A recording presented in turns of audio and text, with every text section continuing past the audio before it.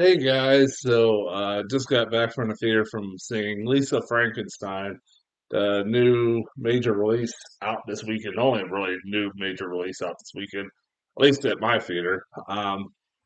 This was a movie that I actually was generally looking forward to because the trailers look pretty funny. I like the concept. It's also a movie that is directed by Uh, Zelda Williams, if you don't know who Zelda Williams is, she is the daughter of Robin Williams. God bless the poor girl. That girl's been through a lot of shit, especially over the last 10 years. And I was like, I wanted to go out and support her, and see like what if this girl's gonna end up being a good director or not. Like I said, and from the trailers, it looked like she was gonna be pretty good. Even if I not the biggest fan of Diablo Cody, the writer.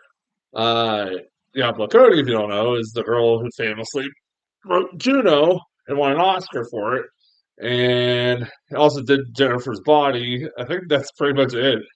Um, she hasn't really done much, but she has a certain style of movie of writing that can be pretty fucking grating.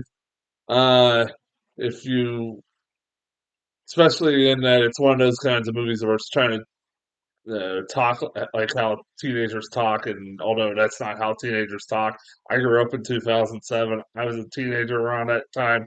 No one fucking talked like that in Juno. Whatever. I don't care what the fuck they try to tell me. Like I always love those kinds of movies. They try to tell you, this is how teenagers talk. Like no, no, it's not. But yeah, I was like worried about that on that aspect. But I was like, all right.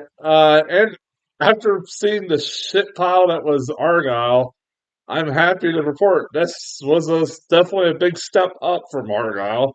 It's not a perfect movie, but definitely had a lot. I had a blast watching this movie. This movie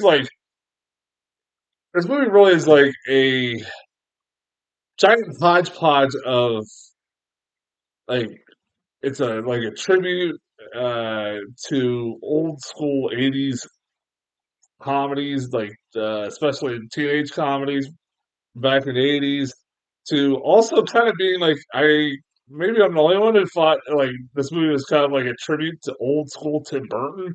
You know, the Tim Burton that actually was really good, like stuff like Edward Scissorhands or Beetlejuice, stuff like that.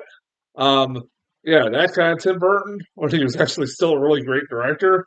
Uh, it felt like something that would come out like Tim Burton would have had made like back in the late '80s, early '90s, and it would have been like a kind of a cult classic, because of that. And that's what this movie kind of felt like. Um, I thought the performances were all around were pretty freaking great. I'm a big fan of Catherine Newton. I think she's really good. Like gotten really good over the last decade or so since I was first introduced to her and like stuff like Bad Teacher and Paranormal Activity 4. I even thought she was not that bad in that movie, and I didn't even really hate that. I remember not even hating that movie that much. Uh, I heard like the last one was the worst fucking Paranormal Activity one. But she wasn't even in that one. But she, I think she's gotten pretty good. Her comedic chops is definitely is starting to show nowadays. Even though it's kind of funny, for the last like 12 years, she's been playing a teenager, and she's now 27. Like back 12 years ago, when she was in Paranormal Activity 4, she was like 15. Now she's 27. And I'm like, well, I don't think she can be playing a teenager very much for very much longer. But what the hell am I? What the hell I know? But uh, I also gotta give props to Cole Sprouse as the undead, unnamed boy uh, that rises from the grave. He was pretty good and held his own as far as like for the whole movie. He doesn't say anything; he just grunts and makes noises and just emotes with his face and like expresses with his body and stuff like that. And he was very funny. Uh, it was pretty good. I did not. I was like, I remember after I saw his name, I was like, I know I've heard that name before. Like, where the fuck have I heard that name?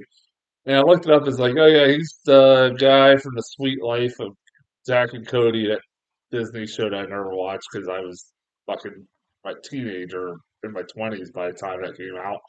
Um, but I was like, okay, yeah, I've heard of that show. And then I looked further into his like filmography, and I'm like, he was the little boy in fucking Big Daddy. I'm like, oh, huh. I forgot, completely forgot that like that was like the twin brothers that were playing that role. Like, oh, okay, so he's like it's okay, it's kind of cool to see him like still acting nowadays. Whatever. Um, Even Carla Gugino, I loved the hell out of it for the brief time that she was in this movie as the evil step, the cartoonishly over the top evil stepmother that she plays. She was fucking hilarious in this movie. She was way over the fucking top, but she was having fun in the brief time that she was in it. I'll give this movie credit. It definitely goes places that I did not expect sometimes, especially towards the last act of this movie. Um, and it definitely is one of those like movies that's trying to push. It's a PG-13, but it's trying to push the fucking limits on it. I think this is the first time I've ever seen in a PG-13 movie a castration. And it was pretty funny on how they tried to hide the castration. That was pretty funny. I had the weird way that they kept doing that. Like I said, I, I appreciated like it going in some really dark territory, like it did, and like going some pretty interesting places. And the movie is pretty freaking funny.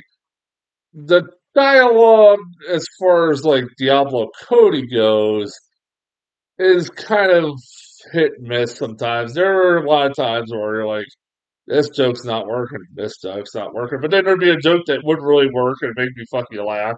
Or like, it, but like, it was like, there was, but the writing in the movie didn't bother me as much as I thought it would be. Um, I kind of like this movie better than fucking Jennifer's Body. I know a lot of people really love Jennifer's Body. I've like not it's like become a cult classic. I saw that back in like 2011. I was like, I remember like, oh, that was all right. And then like over the last you know 10 years or so, it's like kind of gotten a cult classic. I'm like, yeah, it's still all right. Went back and watched it. Like, still just okay. It's nothing really that exciting. So this movie, I kind of like this movie a little bit better. Um, Maybe I'm wrong, maybe whatever, but I like the Lisa Frankenstein. It definitely is one of those movies. I do think it would have benefited from being a rated R movie instead of PG-13. I'll say that. Um, but I'll give it a B. It's an easy B. I don't think it'll make top, easily. I highly doubt crack my top 10 of the best films of the year. But it was definitely an enjoyable sit. Like after sitting for shit like Argyle, which I'm so happy I'm not the only one. I thought I was like after I did my review, I was like maybe I'm just like I like had a really unreasonable like hatred for that movie. And then like I saw other reviews that pretty much said the exact same fucking thing I did, so I felt justified. Like, but yeah, Lisa Frankenstein wasn't that bad. I highly recommend it. Uh, Tomorrow I'm gonna go. There's a re-release of the movie Turning Red, which I've never seen, so I'm gonna do a review for that. I know it's a movie a couple of years old. I haven't seen it. Like I said, I can watch it on Disney Plus, but it's being re-released in the theaters. So, along with a couple other movies that over the next Pixar movies that didn't get released in the theaters because of COVID. So yeah, I'll have a review for that. And until then, I'll talk to you guys later.